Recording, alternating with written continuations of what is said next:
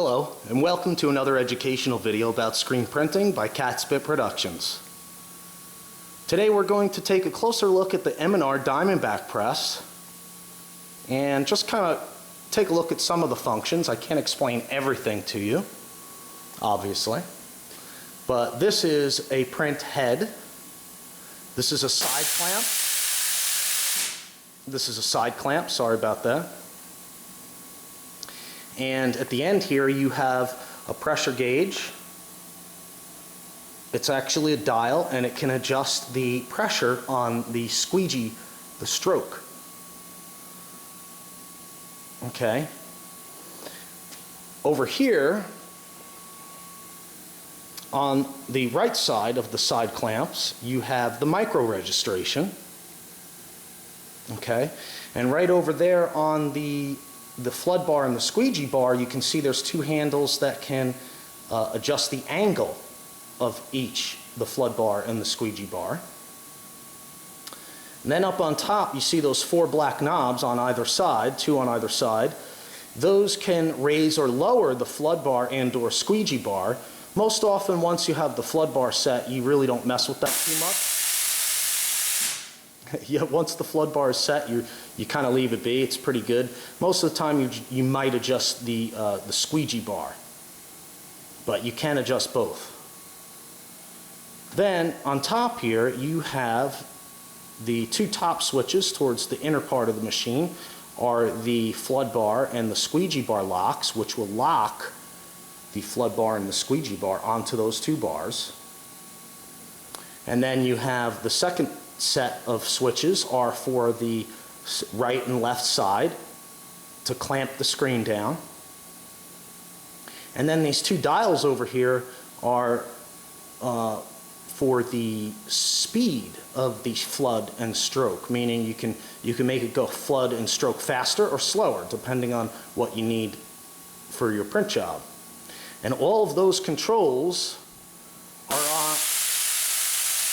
are on each individual head. This is a 7 color. It's actually a 6 color because at the time, okay, sorry, as I was saying before the compressor turned on, this unit is actually, it's a 7 head, but we can only print 6 colors currently because we have the flash cure unit mounted in the second head. Which, you know, if this were my unit, I might actually mount it in the third head just to give me a little versatility and, you know. Okay, so you can see again, it's a 7 color, but it's only can print 6 because of the flash cure unit. And also you can see that this particular Diamondback is kind of like the entry unit for automatic for M&R, and it's set up with one station.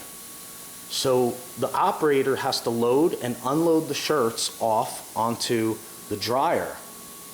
Normally on an automatic press, in order to maximize the output of the press, you would have 3 operators.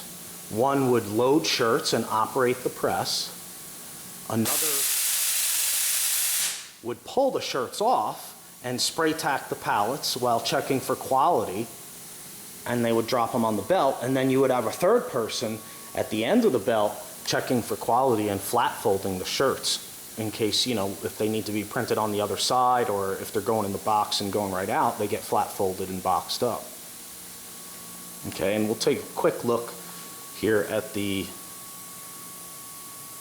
unit here. You see the menu. Right now all the heads are off. So if you press one of these heads, all it does is raise and lower the chop for the flood and stroke and the carousel. Okay, if we go in and turn the head on and then press it, okay, I'm going to hit this head 7, then it will actually go through the flood and stroke.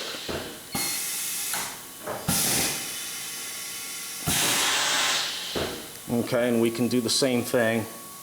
We can go in and turn this off and then turn head 2 on, and then when we hit head 2,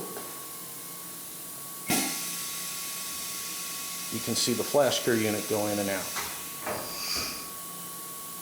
Okay.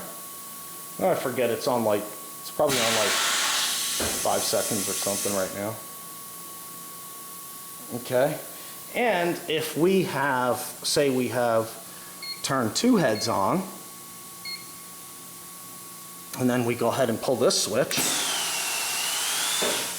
it will actually cycle.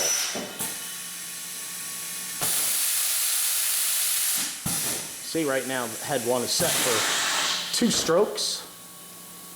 Okay, see?